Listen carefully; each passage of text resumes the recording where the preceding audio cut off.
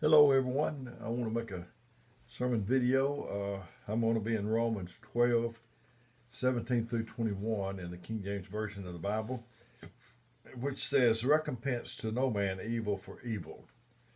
Provide things honest in the sight of all men. If it be possible, as much as lieth in you, live peaceably with all men. Dearly beloved, avenge not yourselves, but rather give place unto wrath. For it is written, Vengeance is mine, I will repay, saith the Lord.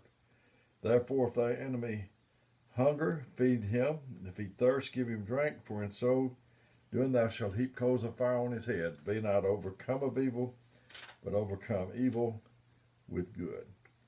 I remember as a kid, if we had a difference of opinion, it seemed like that you just had to get the last lick in. Is that the way it is with y'all, brothers and sisters, that somehow or another that flesh wants you to get the last lick? But not only the last licks, but the last say in a fuss. You want to say just one more thing. You want to get your opinion in. Last licks, I looked it up, it's the action or actions taken during the final opportunity to do something.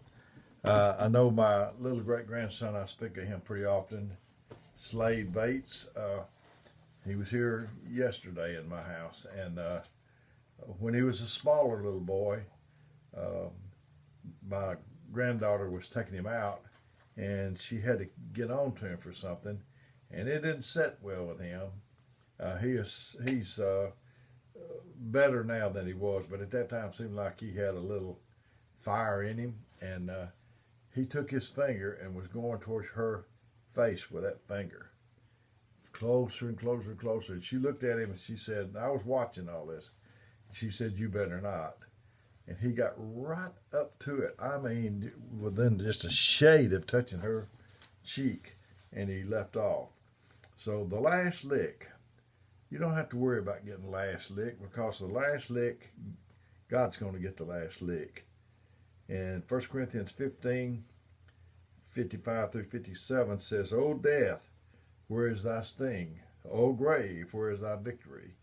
The sting of death is sin, and the strength of sin is the law.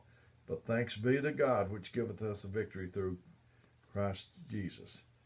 God is going to get the last say. Love is more powerful than death. How do you figure that, Brother Dale? Because God is more powerful than death. And God is love. So if God is more powerful than death, then love is more powerful than death. Jesus was on the cross. They crucified him. He was in the tomb for 3 days. And hell was having a party. They threw a party. They was rejoicing, man. They thought they had their say. But on the third, on that Sunday morning, Jesus jumped up out of the grave and he jerked the stinger out of death, and he had the victory. So I'm so glad that God is over all of it. I'm so glad that he has the right of way. So God is going to have the last say.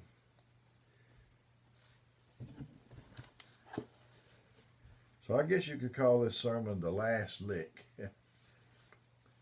And I heard a story. It said, I was at the post office one day when an elderly lady in front of me asked for a single stamp.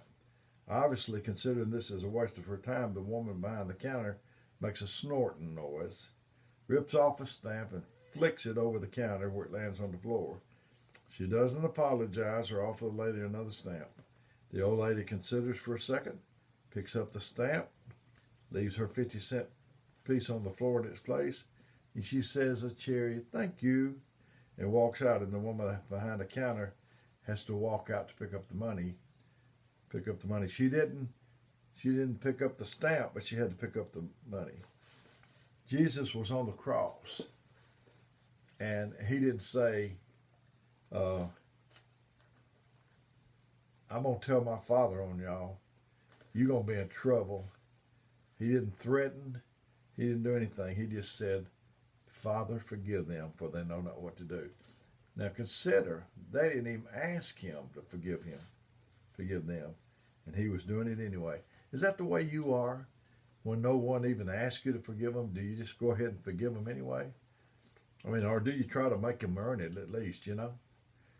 We're supposed to forgive people if they never ask us to. I know it isn't easy. I'm not up here poking my chest out telling you that it's a slam dunk. It's a sure thing. But it can be done.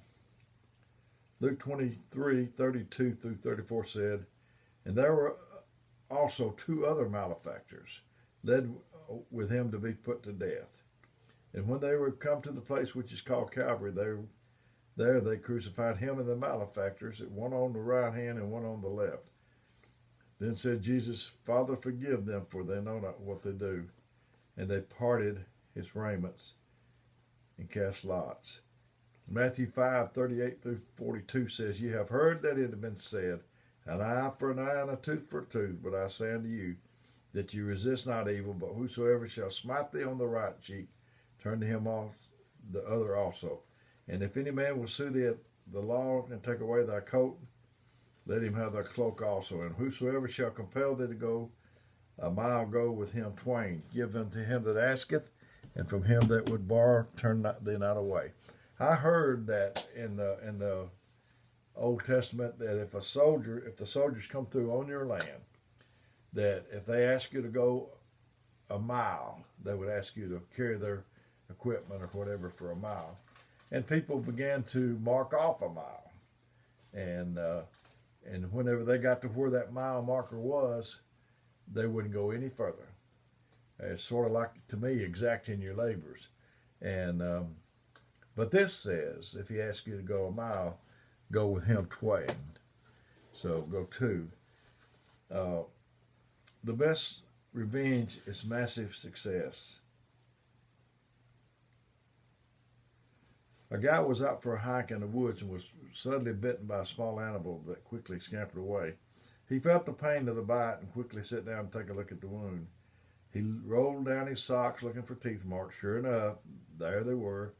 A clean wound caused by the teeth of an animal, and blood was trickling down his leg into his shoe. As soon as he could, he made an appointment to his doctor. The doctor told him the dread news: he had rabies. The man grabbed a piece of paper off the counter and began scribbling. And the doctor asked, what was he doing? And the man said, I'm making a list of all the people that I'm going to bite. So that's the way some people are. They're going to bite you back. Galatians 5:15 says, but if you bite and devour one another, take heed that you be consumed, not one of another. Revenge. That's a dangerous thing. I know charity, I don't know, I can't remember exact wording of it, but charity keeps no record of anyone's trespasses. And over in 2 Peter, I talked about the 7 Christian graces, did a series on it. And so we don't need to make, we need to forgive. We don't need to hold things and keep records and pay back, and that's of the world. We don't need to do that. We need to love our enemies. It's not easy, friends. I'm not saying it's easy. I quote Brother David Jones a lot, and I remember things he told me. I remember more of the things he did. And there would be people talking about him. I could hear him. I knew he heard them. But Brother David just played dumb. He just acted like he didn't even hear him. I know he heard him. He acted like he was speaking Russian and he was speaking English. He didn't know a thing they said. But he was pretty sharp. I started to tell you something, then it left my mind, but I remember what it was. On the 7 Christian graces, he told us to have the divine nature. We're not supposed to have our nature. We're supposed to have the divine nature. And the WWJD, what would Jesus do nature? And we're supposed to not only repeat what he would do, but we're supposed to do what he would do. So when you have a tendency, when you have a temptation to put in the last lick, just let it go. It's not that important. In the whole scheme of things, it's not important. So I've said before, maybe I feel like I've had people kind of push me down in the ground. But if it came time that they needed help, unless I'm really badly fooled, I'd be the first in line to help them. We got to help one another. We have divided up in teams, seem like, and this against that, and this one against that one. But the real battle, we are all fighting the same one. We should be. That's Satan. I love you. I'll do whatever I can for you. My number is 256-508-4410. Call, text me, or whatever. If I can't get back to you right away, I'll get back to you just as soon as I can. May God bless you.